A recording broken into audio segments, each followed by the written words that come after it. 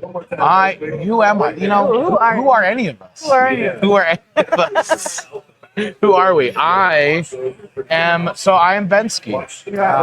Basically Benski social media, Benski builds in the business.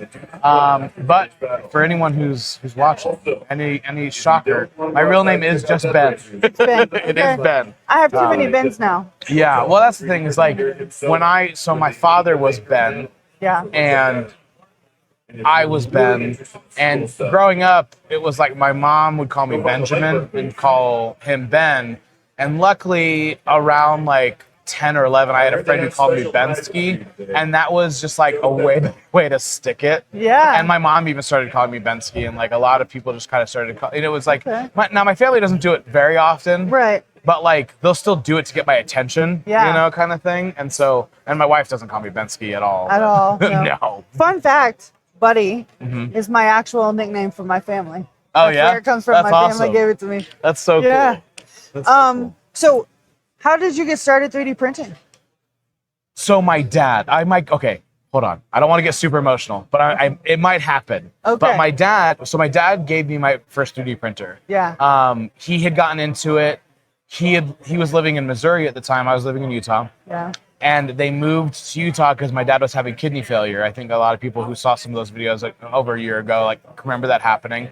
Yeah. And during that move though, he didn't have like a lot of room. Right. And he was just like, hey, I don't have room for this. And I was like, oh, like I had always wanted, I had been into 3D printing as like a concept for years. Right, right. And at the time when I was thinking about doing it, that was back when you had to build them. It was like thousands of dollars, right. You know, to get into it. Right. And so I just never did it. And he got like an Ender 3V1. Okay. And so he got his, at the time though, it was like $500, you know? Oh, wow. You know, yeah, it was like brand new kind of thing. And he got it and he loved it. And so he gave it to me and that was kind of it. But that was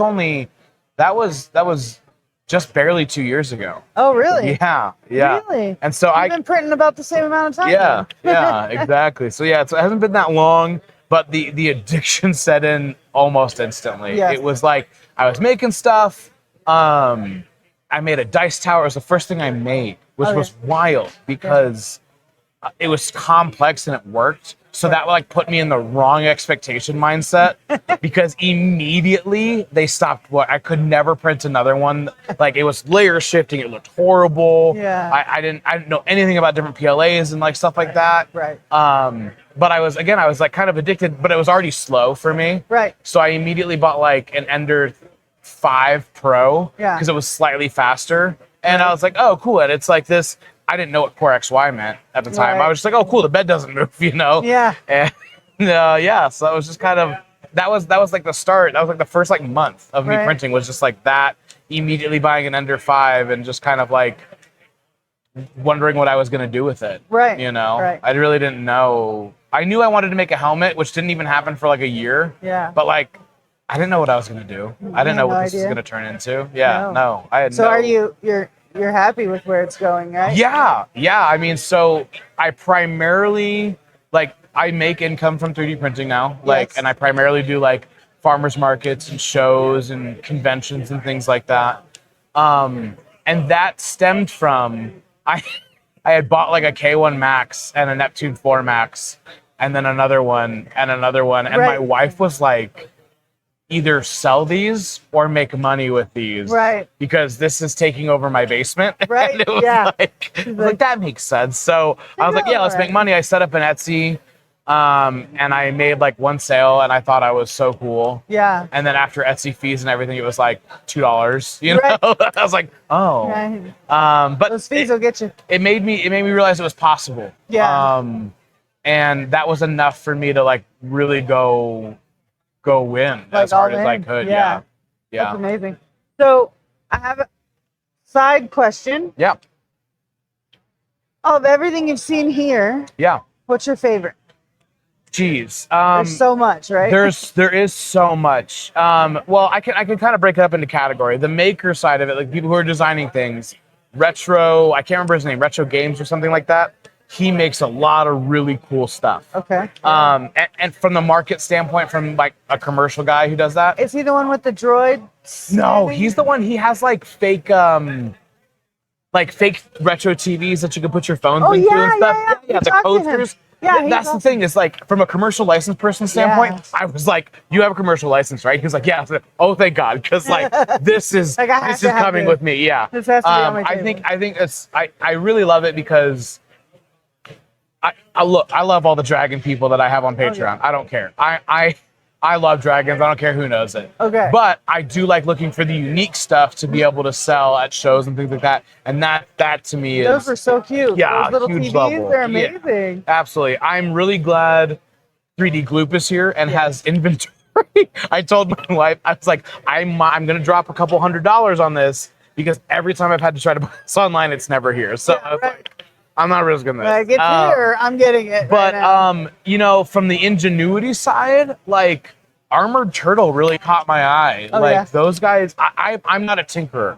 I hang out with Eric from, you know, Trying to Break Anything, and he's like always talking about stuff. I'm like, bro, all my stuff is stock, dude. Like you say Raspberry Pi, I was confused for months. I thought that was a snack. I genuinely was like, I love Raspberry Pi. You know?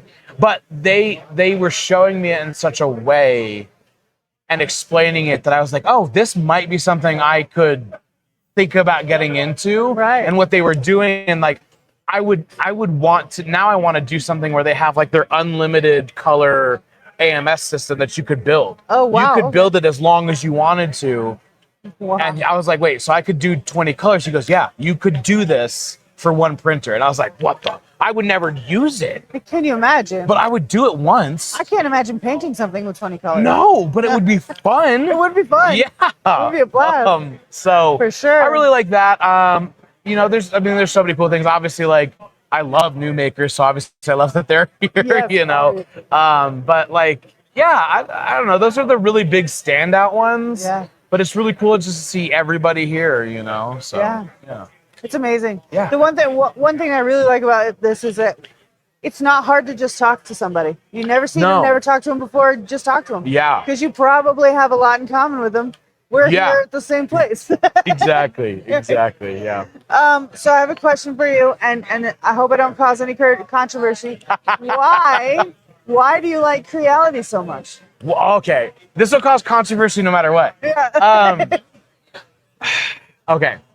I need to preface this with, I'm an iPhone guy. I love my Apple products. Absolutely love them.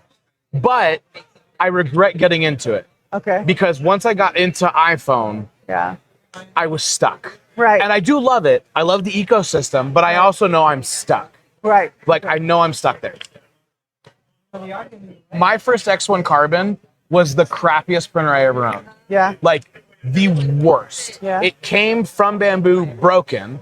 There was a clip in the back, and they have it on their wiki too. They're like, oh, this might be loose in shipping, but like the whole thing was broken off. I had to like tape it on there and like zip tie it. Oh, okay. Like together, because I called them and they were like, oh, well, our policy was like 15 days, but from when it was shipped, I was like, it took 12 days to get here. Right. Yeah. You know, so they won't just swap the machine. Right. So they're like, here's all the parts, whatever, fine, whatever. And then I had really bad like issues with like some Z stuff and whatever.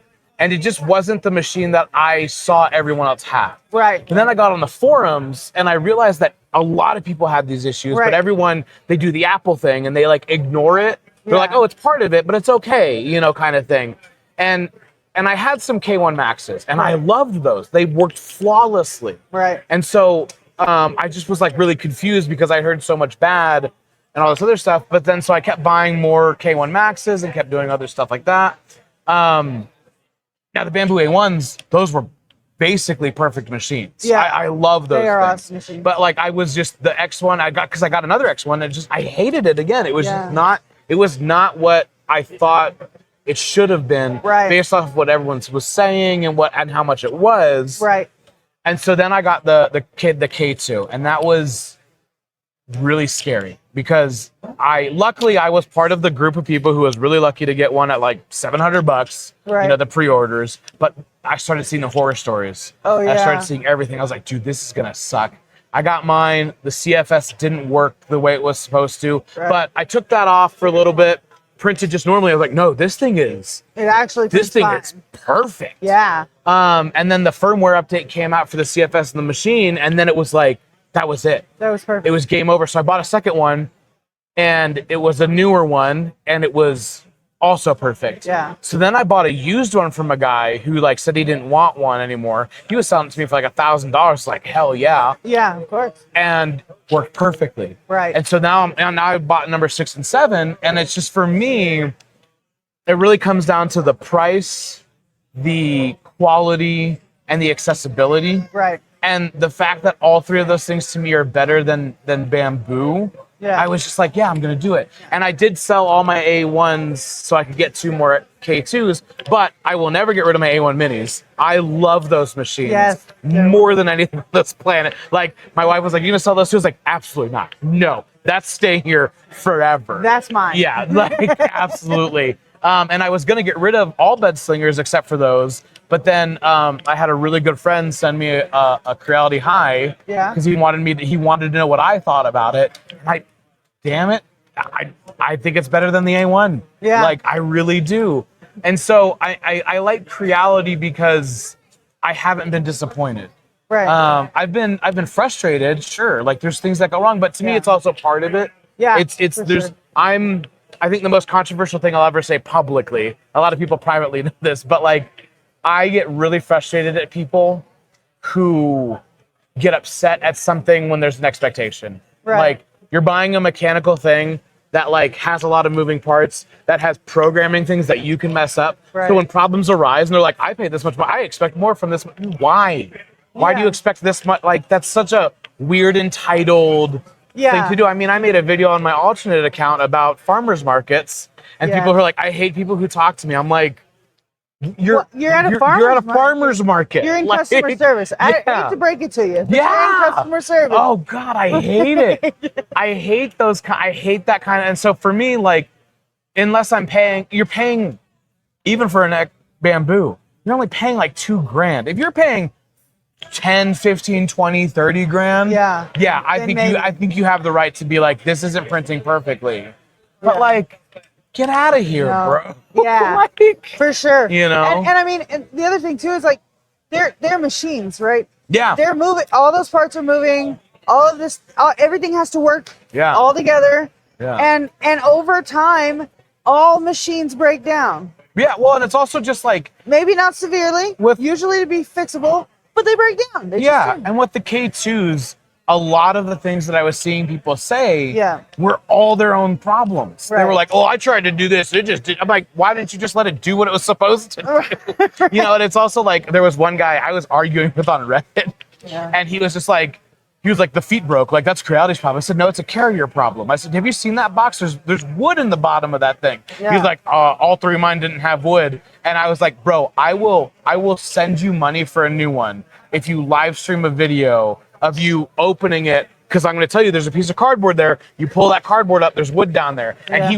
he was convinced, and I never heard from him again. Yeah, of course not. I never heard a word. And it's because everyone also was like, dude, you gotta pull that thing down. Yeah. And that's the thing, is like, unfortunately, people don't know this about carriers, they're contractors. Right. And so they don't have to have 2 people with them on their truck, even if they have a bunch of 2 lift items, because they have to pay their other partner that's with them. Right. And it's a weird game. I don't understand it all the way. But so like, the FedEx guys, there's only one dude there for a 2 lift machine. Yeah. Like, I'm not blaming Creality for FedEx not giving them the right supplies to do it. Like, that's not on them. No. And there was a guy that was like, oh, well, the door fell off. Like, and Creality even acknowledged that they needed better glue. I said, time out.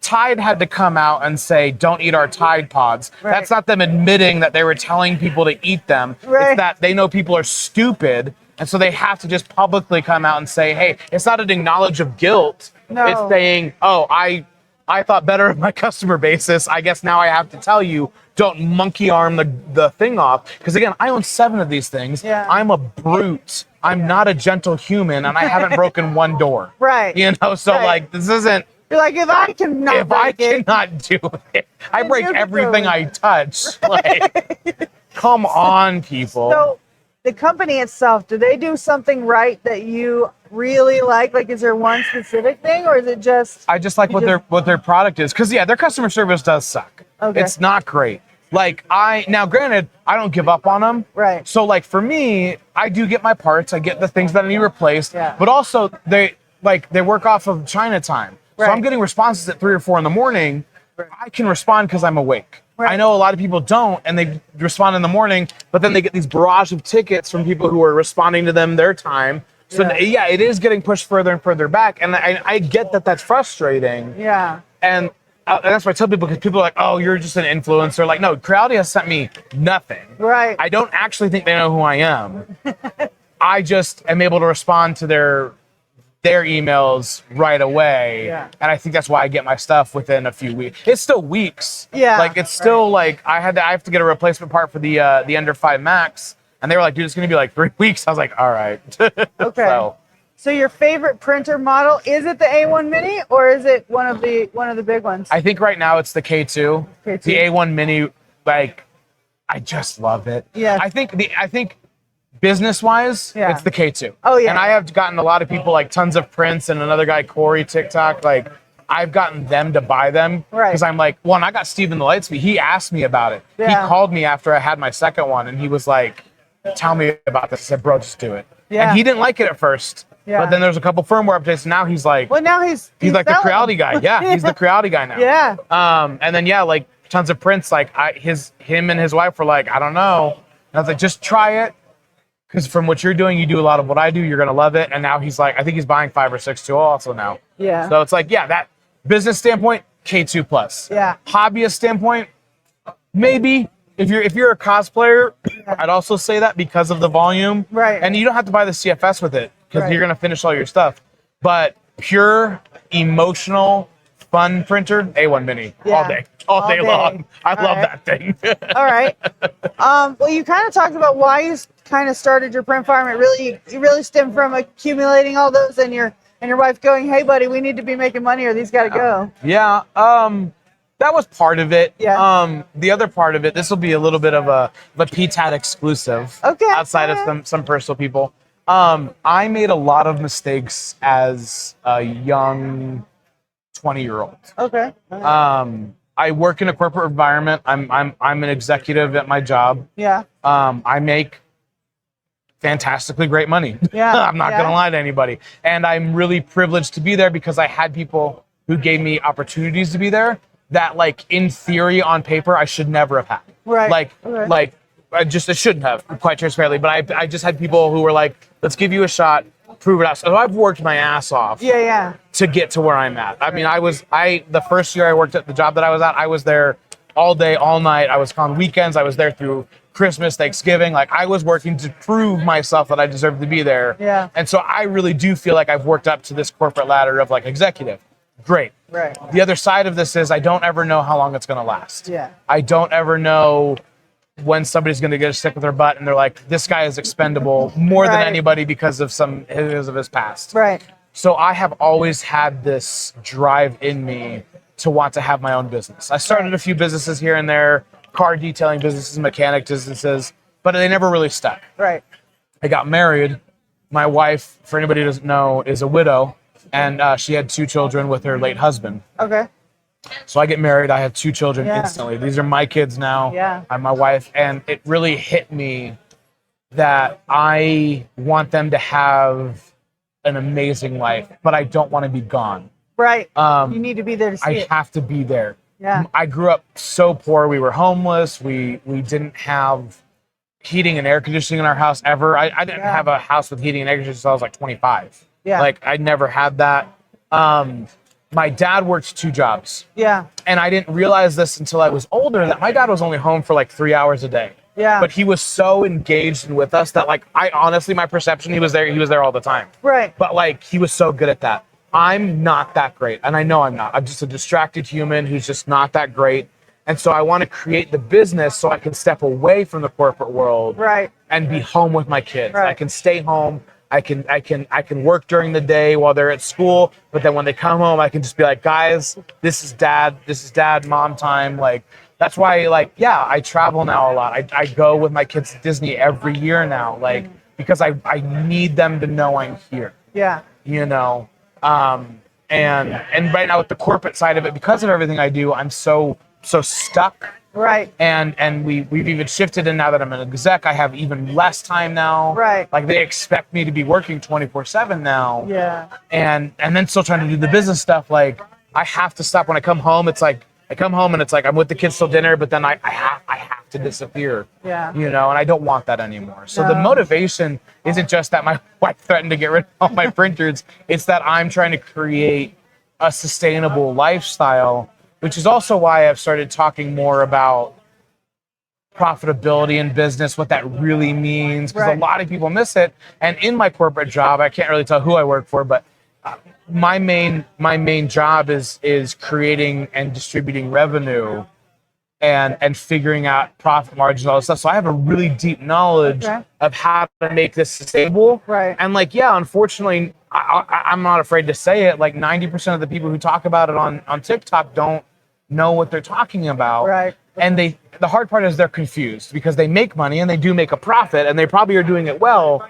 But like when I look at that and I'm like, oh, you're doing this for like the next 2 years. Right. Because you haven't learned how to scale this profitability wise. Right. People don't know you should be chasing 5 to 6%, not 50% profit. Right. But like, that's scary to hear. That's a super scary thing. Like, what do you mean 5% on like a dragon? It's like, trust me, this is sustainable for the rest of your life. If you're chasing 50%, you're chasing it for the next 5 years. Right. And so, but it's, again, some people don't care. Yeah. They want to make money real fast for the next 2 to 3 years. So like, hey, do your own thing. But if you want to know sustainability, let's talk. Right. You know. So are you planning on you're in finance? I deal with finances. Yeah. So you know that kind of thing. Yeah. Pretty well. Mm-hmm. Do you have a space, or do you plan to have a space where you help? Yeah. Like. So I don't know how much did Brady talk about 3D print cares? No. No. Okay. Right. It's all you. Brady. What the hell? Okay. So, for those of you guys who don't remember or don't know, Brady years ago started 3D Print Cares. Right. It was a charity that was revolved around helping kids in need who need like toys or like a whatever you need. Yeah. And it kind of died for a little bit. And then I come on the scene of TikTok, then I find Brady, we're best friends, and he's like, hey, I want to do this again. And I was like, hell yeah, let's do this. Yeah. And we had our first thing with like Holden, who is the Holden Strong kid, and we sent him a ton of toys and stuff like that. I remember. And in fact, we overloaded the system. It was a big problem. Like, it was a problem. Okay. But then we fixed a lot of things on the back end. We had a lot of help from Asylum Life, and we fixed a lot of back end stuff. Okay. So then the second time we did it, it was very, very much organized, very much ready to go. And Eric over here. Yeah, I know. Mm-hmm. And we got it really in. So now we're going to be working with some really cool partners here soon. But the idea is, the segue into this is that I'm trying to open up my own storefront, right? So that I can have 3D print supply stuff. I'll probably sell trinkets and stuff. Yeah. But I really want to be somebody. I've been talking to like new makers and a lot of other different filament companies, because I want to sell filament. Yeah. I want to sell accessories. But then the back half, I want it to be the distribution center for 3D Print Cares. Yeah. I want that to be where the operation part of it comes out. Right. And that's where we're distributing everything. It's where everything can be centralized and then redistribute out. Right. That's where the hub can be. My wife does a lot of the back end everything. Yeah. The only reason I'm remotely organized is because of her. Okay. Like, there's no shot it would be me. Yeah. Like, literally no way I would ever be organized. And so we're going to get her involved more with 3D Print Cares so she can help with that. And so, yeah, the goal is to have a storefront that is 3D printing supplier / here's some of my stuff that I do / classes, because I really want to do an after school program for kids, right? Where they can come learn how to do all of the 3D printing stuff. I want to learn more in like CAD and Nomad Scope, so they can learn that for, again, after school program.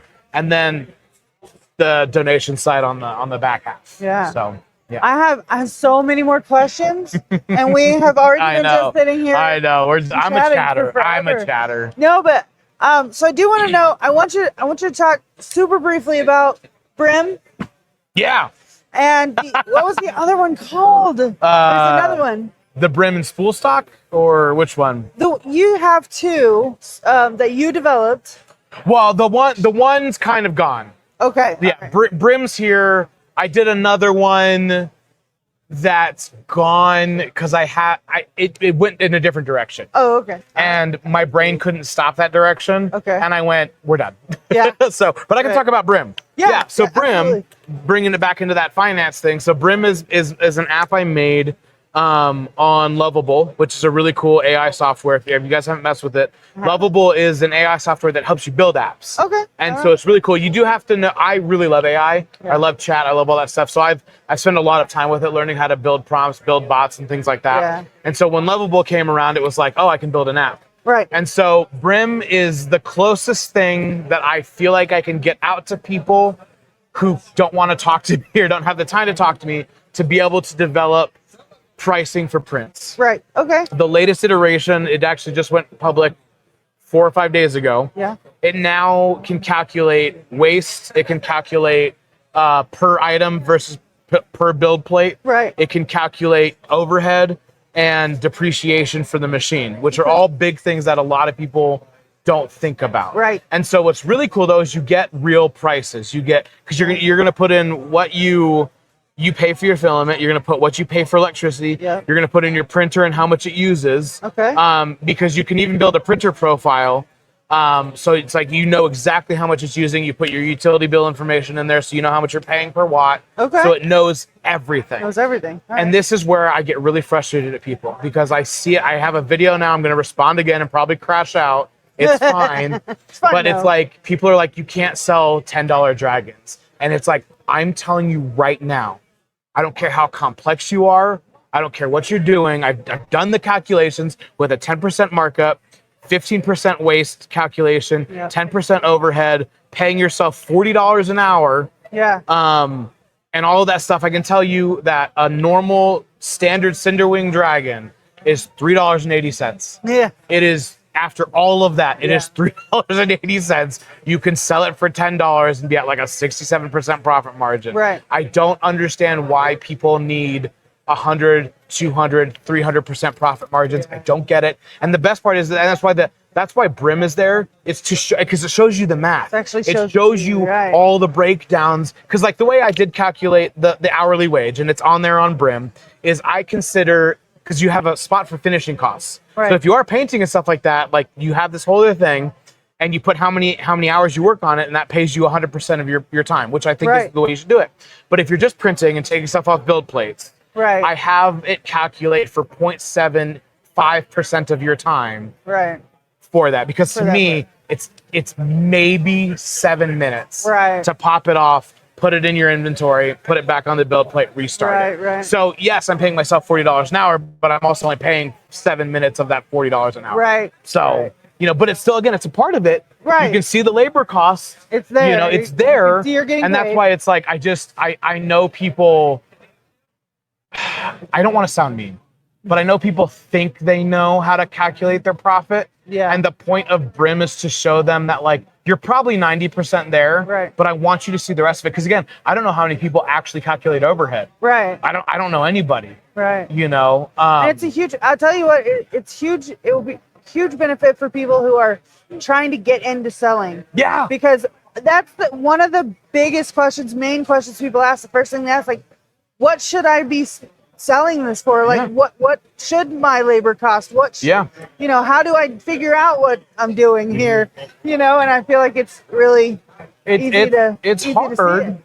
Yeah, and the thing is like, you can always increase your prices. Right. When I first started selling, I'll tell you, everything was half of what I sell it for now. Okay.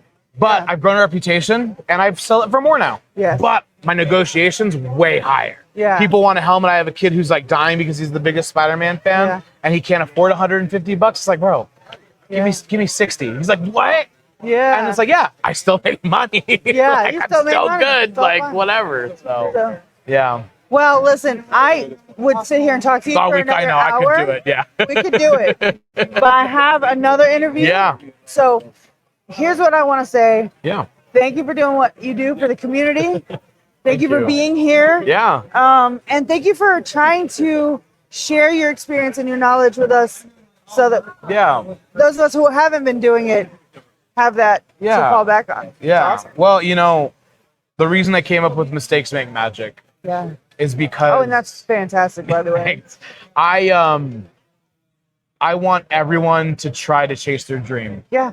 And you always have to remember that when you're chasing your dream, sometimes your dream's walking and sometimes your dream's running. Right.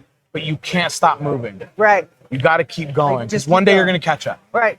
You're going to catch up. And I hate hearing things. We're all Dory, right? Yeah, just keep swimming. Exactly. And I hate when I hear things that could be perceived as discouraging. Right. And that's what I try to combat. Hey, I know you heard this person say this. They say they're successful, but shut up. Yeah. Let's do it together. Let's fail together. Listen, we have all day, and you'll be here, and I'll be here. And if you want to swing back by and hang out some more, maybe. Do it. Come. Not that you can't. You can see us from where. Yeah, exactly. Yeah. Or if I'm going around everywhere. So. But cool. So, thank you so much for doing this for us. Yeah. Yeah. Yeah. Well, let's get to the next one. All right, let's do it.